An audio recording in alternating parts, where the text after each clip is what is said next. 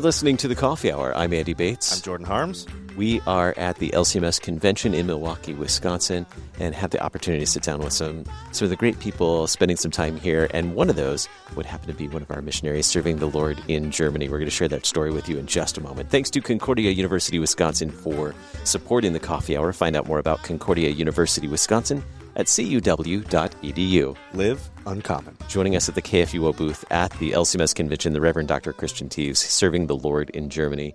Thanks so much for joining us today. Andy, Jordan, it's a pleasure and a privilege. We had the privilege of catching up earlier at the convention in a little more casual setting, just sitting around and fellowship and enjoying some good conversation. You shared some great stories with us, and one of those stories is where you grew up and how the Lord brought you into the church. I'd love to start with that story. You're serving in Germany. That's right. And that's where you were born, right? Yeah, I was born there, and I've lived half of my life in the States and half in Germany, but formative years were in Germany. I like to say that the average German goes to church 4 times in his or her life, twice vertically and twice horizontally. And I was one of those. I was baptized as an infant, and then we moved to the States, but I moved back to Germany, and I had nothing to do with Christianity at all. They dragged me into confirmation class at 17. That would be one of the vertical positions, but I had nothing to do with Christianity. I didn't even know any Christians. I didn't know the gospel. To make matters worse, I studied geology and was just immersed in evolution and the whole bit, and that's all I knew. And I succeeded to kind of wreck my personal life, destroying my first marriage, and remarried, and my wife and I moved to an LCMS church in Texas, where I heard the gospel for the first time at the tender age of 40. And this was a large church, maybe 1,100 people in attendance that day, and the pastor said, shooting one of those arrows out into space, he said, Jesus died on the cross and forgives you for the fact that you destroyed your marriage. And I was sitting there and I thought, does this man know me or what? And I was just riveted. And then he said, Jesus died on the cross and forgives you for the fact that you walked away from your kids. I said, what? So my eyes started brimming up, and I said, what is this? And so he went through a couple of those motions, and then he said, if you would like to come down to the altar rail after the service and thank Jesus for what he's done for you, we invite you to come down. Some pastors will be down here. And so I told my wife, I said, I want to go down there. And she was, German and nominal Catholic. And she said, no, that's weird stuff. I'm not going down there. And I said, no, I need to go down, and please come down with me. So she went down. And so a pastor prayed over me, and I bawled like a baby for 20 minutes. And I had no idea what was that. I said, So I went home, talked to a neighbor, and she said, well, how was church? And I said, I had the weirdest situation. I heard all these things. I heard the gospel, whatever that is, and that Jesus forgive me for my sins, and I bawled like a baby. And she said, and I had already known her a year at the time. She said, Chris, will this change your life? I said, I have no idea, but this is awesome. And weird at the same time. So anyway, the pastor had said, we're looking for people to teach children's church and so on. And my wife had actually done that before in a Catholic setting. So I figured, well, I can read stories. I can read children's Bibles. I guess I can do that.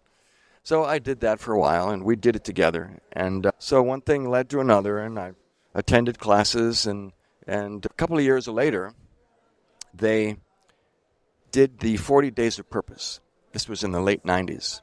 And I'd been in sales at that point for 10 years. So I like people and work with people and so on. And the pastor said, we'd like you to head up the small group program. I said, okay. So, and a week later, we had 1,100 people in small groups in 85 different groups. So I did that for about half a year or so. Then they said, well, we'd like you to serve as an elder in our church. Okay, so did all that. So, but by now, like 7 or 8 years had gone by from that original Sunday. And one Saturday night, I called that same pastor up on the phone. I said, listen, I'm thinking I'm going to the seminary. I've been doing so much reading and this and that, and my life has been very strange, but I'm a geologist by profession. I was in sales, and I had Greek and Latin in many years of Greek and Latin in school in Germany, and I think I would like to serve the Lord in my professional capacity. And the pastor said, this is the greatest thing I've heard in some time. Do it, we will support you, which they did. And so we sold our little ranchette with horses and goats and cats and dogs and the whole bit, and moved to St. Louis. And a year later, we were in the woods, as they call it, or at least used to, there at the seminary.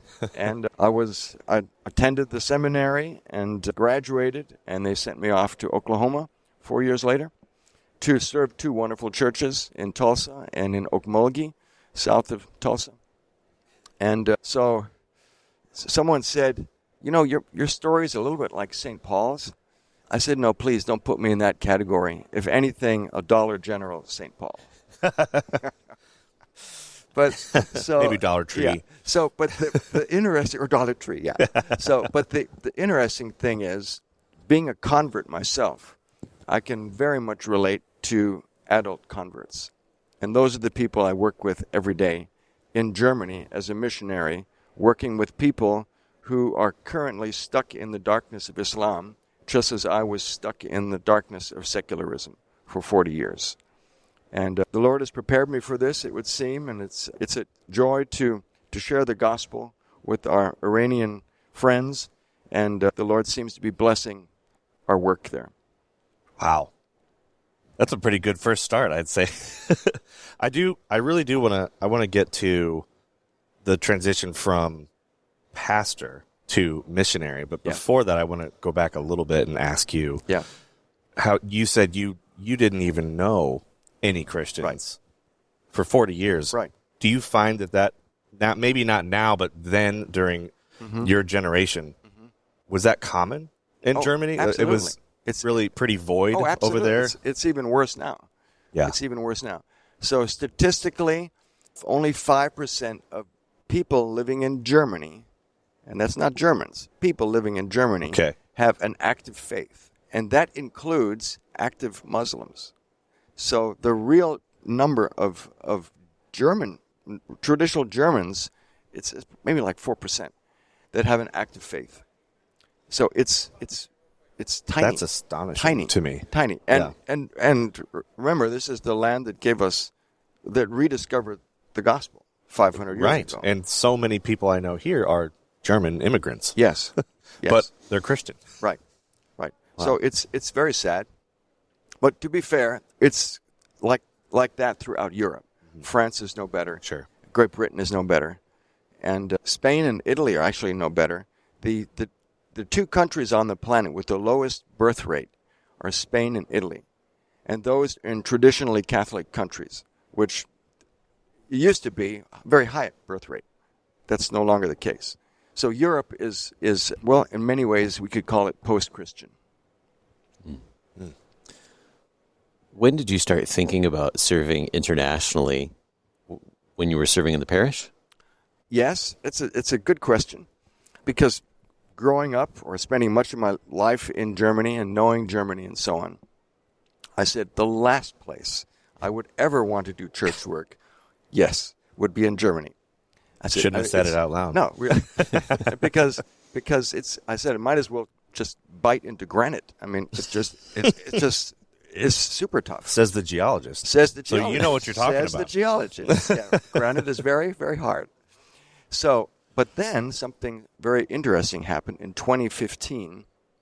There was a civil war in Syria, which is still going on, and well over 1 million refugees poured into Germany, and several more million into Europe. And virtually all of these people, also from North Africa, were Muslim. And I noticed a spike that within the Iranian community, there is an embrace of the gospel. Only within the Iranian Shiite community, not within Muslims generally. So North African Sunni Muslims and in Syria and so Turkey, so still difficult. But Iranians are an anomaly. And there is a very well-known, fantastic pastor of our German sister church, the Selk, in Berlin. His name is Gottfried Martens. He was actually at the convention here 4 years ago and gave a presentation. So, and he is the father of all Iranian ministry in Germany. He has 1,500 people in his congregation, which is huge by Selk standards, of which 1,400 are Iranians and Afghans. Only 100 Germans. Yeah. Wow. Yeah. It is an anomaly. Yeah, very much an anomaly. So I thought, now wait a minute. If this is going on, and we have all these new Muslims going and pouring into Europe, that is exciting. I would like to be interested and involved in that. And so I contacted the Office of International Mission about 3 or 4 years ago. And I knew some of the people there. And I said, listen, when I retire in 5 years or so, I would be interested in going to Germany and working with Persians. And they said, Chris, we know you. We know your story. We will take you immediately. Don't wait until you retire. So 11 months later, oh my gosh, I touched down in Frankfurt am Main. So that was the transition. And so the Iranian influx, that really pulled me. I want to talk more about what it was like to go back to Germany after being in the States for so long as well. We'll get to that story in just a moment. You're listening to The Coffee Hour. I'm Andy Bates. I'm Jordan Harms.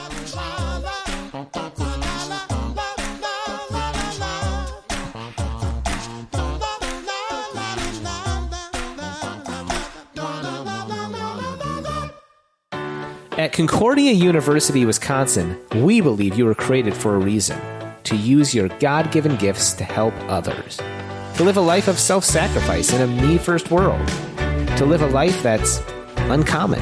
Whether you're taking one of 50-plus online programs or learning with us in person on the shores of Lake Michigan, you'll be equipped to make an uncommon impact. Learn more at cuw.edu. Concordia University, Wisconsin. Live uncommon.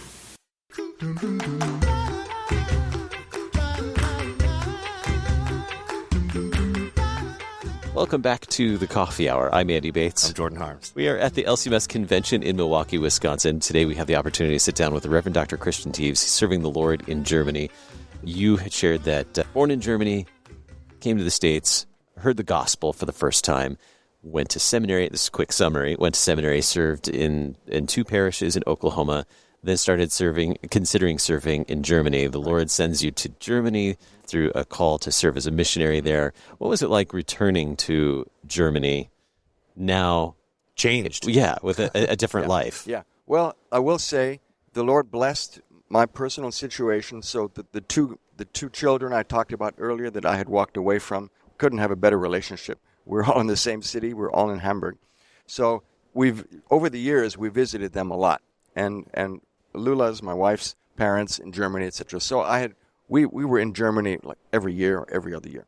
So it wasn't a shock to return. It was I'm just as comfortable in Germany as in the US. However, Germany in 2021, when I started there as a missionary, was quite different from Germany in 1996 when we left. The reason being that today 30% of all people living in Germany have what they call a migration background. 30%. So that would be first, second, or third generation, mostly Muslim people, Turkish people, etc. So Germany is, if you will, much, much more international than it was up to the 90s.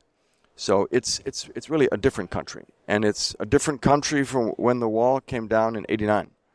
It is depending. The best example is Frankfurt am Main. 51% of the population has a migration background. In other words, Germans are in the minority. Wow. And you see that as soon as you step off the train at Frankfurt. And most other large cities, it's probably between 25 and 30%. So there are areas in Hamburg, you wouldn't think you're in Germany anymore. And it's just the way it is. But it's a huge, huge possibility and potential for sharing the gospel. So it's exciting that Germany is the way it is now, and the Lord is opening many doors for these people to hear the gospel.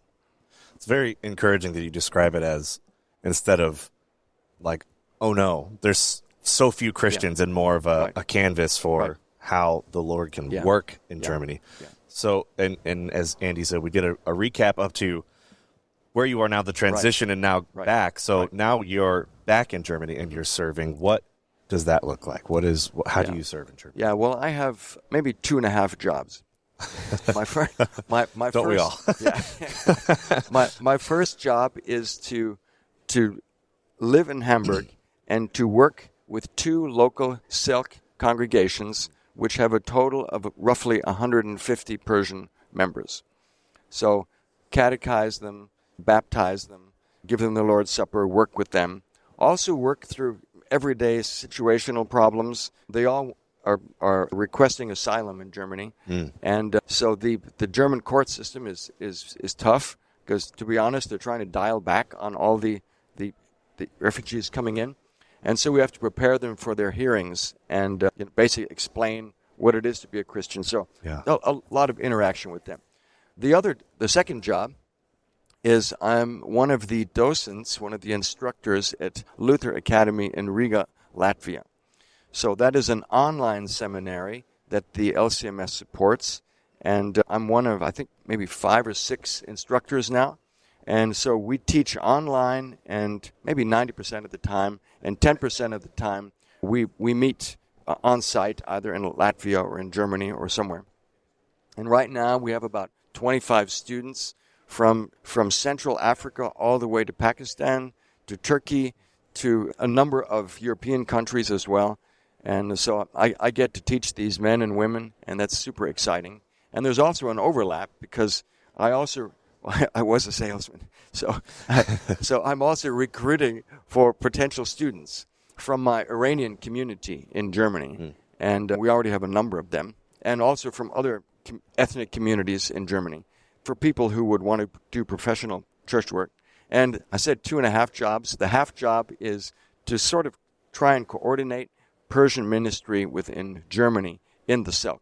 So there are a number of cities or congregations in the Selk with Persians. So Berlin is the biggest one. We're in Hamburg. Then Leipzig, where we have 3 other LCMS missionaries, as you know, and Duisburg and Düsseldorf and other cities. So trying to coordinate that we kind of dovetail our work and don't reinvent the wheel too much. Earlier you shared before you went to seminary, you had already studied or knew multiple languages. What were those languages you knew before seminary? Well, as a high school student, Gymnasium is the German term for it. I had 5 years of New Testament Greek and 9 years of Latin.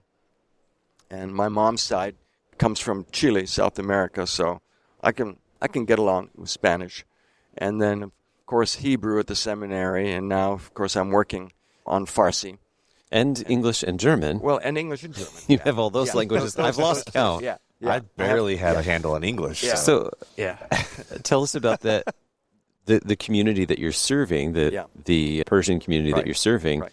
Tell us about the languages that, and maybe the challenges they face, and learning languages to connect. Yeah. So these 99.9% of the people I serve are Iranians. For whatever reason, we have hardly any Afghans.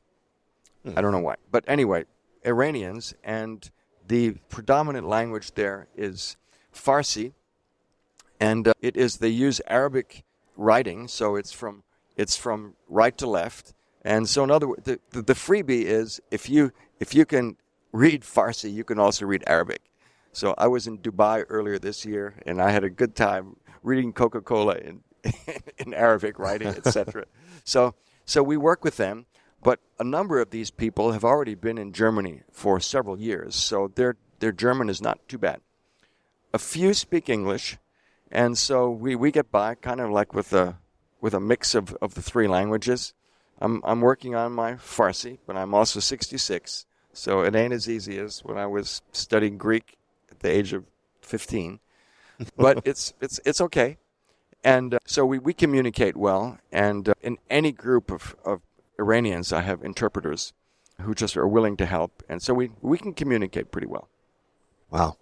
So what are you hoping to accomplish here at the convention, and what's next for you? Well, I've been invited to address the convention, basically kind of a formal version of what I'm telling you. Yeah. A little bit. And share what the Lord is doing there.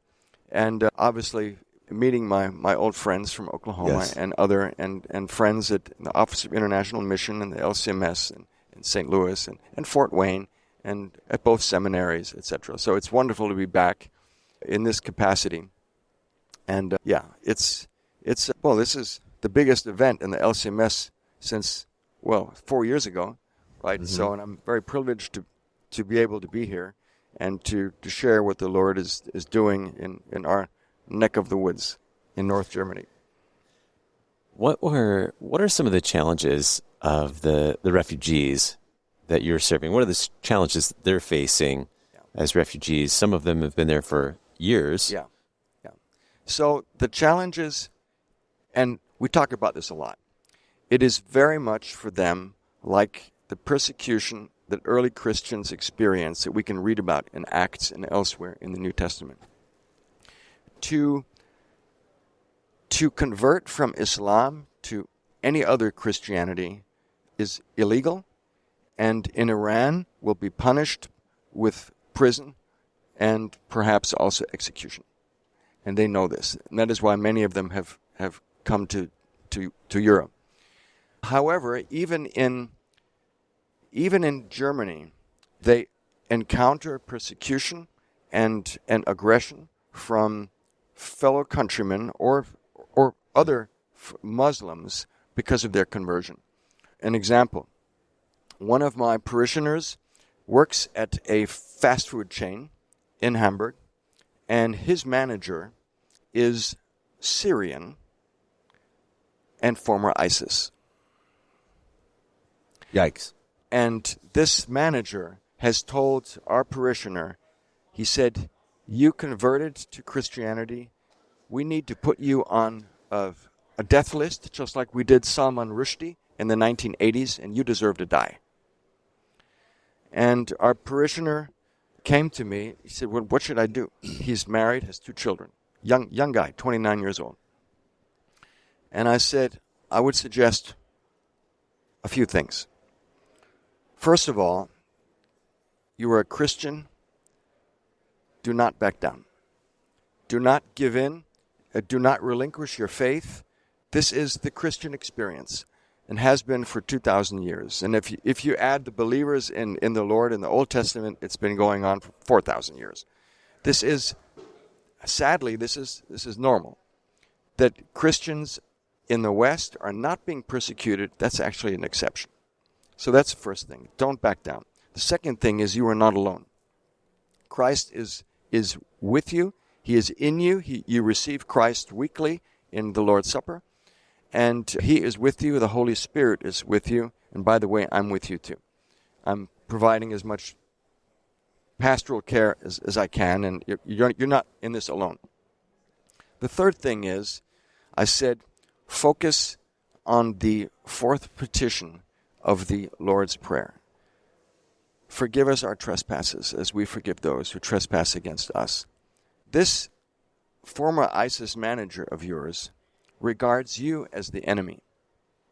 However, as a Christian, Jesus commands us to love our enemies. So this man is your friend, even though you are his enemy. In other words,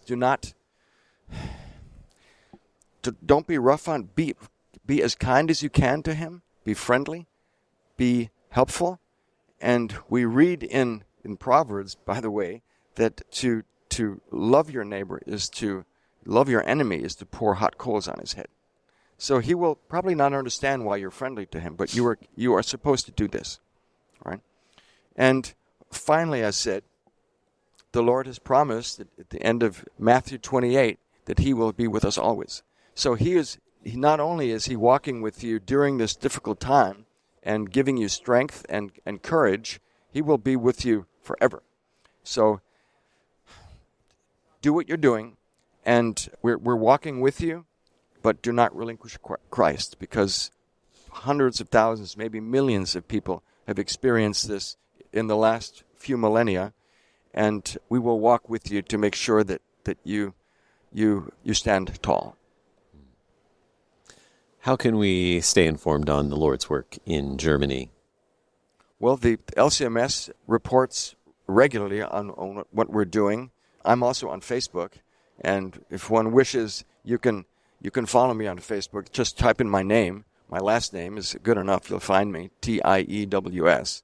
And every week I write little, and Instagram too, by the way. I write little stories on what I experience. And so you can follow me personally, but just follow the LCMS, and LCMS is on Facebook as well. OIM is on Facebook. And so the modern media we have allows you sitting there in Missouri and in Illinois to follow us. And we are so grateful, and I speak on behalf of my fellow missionaries, we are so grateful to be your hands and feet as we share the gospel with people wherever they come from, wherever they may live. And we know that you are praying and supporting for our ministries, but we are your bodies, and your hearts and minds are here. And it's a privilege and a blessing to serve you and our Lord in this way. Our guest today, the Reverend Dr. Christian Tieves, serving the Lord in Germany. Thank you so much for being our guest on the Coffee Hour. Thank you so much. God bless you. You've been listening to the Coffee Hour. I'm Andy Bates. I'm Jordan Hart. The Coffee Hour with Andy and Sarah is a production of KFUO. To support the Coffee Hour and KFUO Radio, visit KFUO.org. You can also text KFUO to 41444 or send an email to gifts@KFUO.org. And you can call us at 800-844-0524. KFUO. Christ for you, anytime, anywhere.